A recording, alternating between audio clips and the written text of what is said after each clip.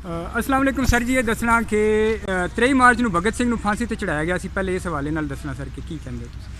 देखो जी मैं समझना पंजाब का तो वो एक socialist leader C Bhagat Singh और असी तो जोड़ा भी कोई सरमायादार या शराफिया के खिलाफ जो भी खलोंदा है तो पंजाब के लोग वो खलोंदे, लेकिन बदकिस्मती ये है कि लीडर लोग खलोंदे फिर लीडर लोगों नहीं खलोंदे। सर अब्दुल्ला भट्टी ਨੂੰ 26 ਮਾਰਚ ਨੂੰ ਫਾਂਸੀ ਤੇ ਚੜਾਇਆ ਗਿਆ ਸੀ। ਅਕਬਰ ਬਾਦਸ਼ਾਹ ਦੇ ਅਗੇਂਸਟ ਖਲੋਣ ਦੀ ਵਜ੍ਹਾ ਤੋਂ ਉਹਨਾਂ ਦੇ ਪਿਓ ਦਾਦੇ ਨੂੰ ਵੀ ਫਾਂਸੀ ਤੇ ਚੜਾਇਆ ਗਿਆ ਸੀ। ਸਰ ਇਸ ਹਵਾਲੇ ਨਾਲ ਕੀ ਕਹਿੰਦੇ ਕਿ ਪੰਜਾਬ ਦੀ ਜਿਹੜੀ ਯੂਥ ਹੈ ਜਾਂ ਜਿਹੜੇ ਇਨਵੇਡਰ ਹੁੰਦੇ ਨੇ ਉਹਨਾਂ ਦੇ ਖਿਆਲ 'ਚ ਪੰਜਾਬ ਦੀ ਯੂਥ ਨੂੰ ਸਮੇਤ ਮੇਰੇ ਇੱਕ ਸਾਨੂੰ ਪੰਜਾਬੀ ਹਿਸਟਰੀ ਪੜ੍ਹਨੀ ਚਾਹੀਦੀ।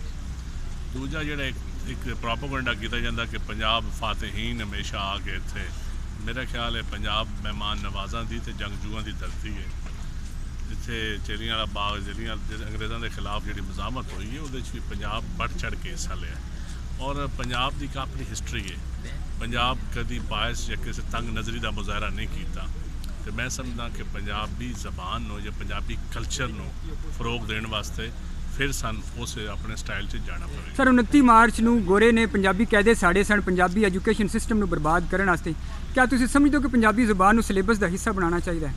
देखो जी ये तो सिलेबस का हिस्सा जो इस टाइम है ना जी, पंजाबी बिल्कुल ऑप्शनल सब्जेक्ट है ना, सब खुद पढ़े FSC भी FA भी जिस टाइम पढ़े ऑप्शन सब्जेक्ट हैं, लेकिन जहाँ जिस तक गल है पंजाबी जबान तो बिल्कुल जो दूसरी जबाना हिस्सा है सिलेबस का, सिंधी है, पश्तो है तो पंजाबी क्यों नहीं होनी चाहिए। बहुत मेहरबानी।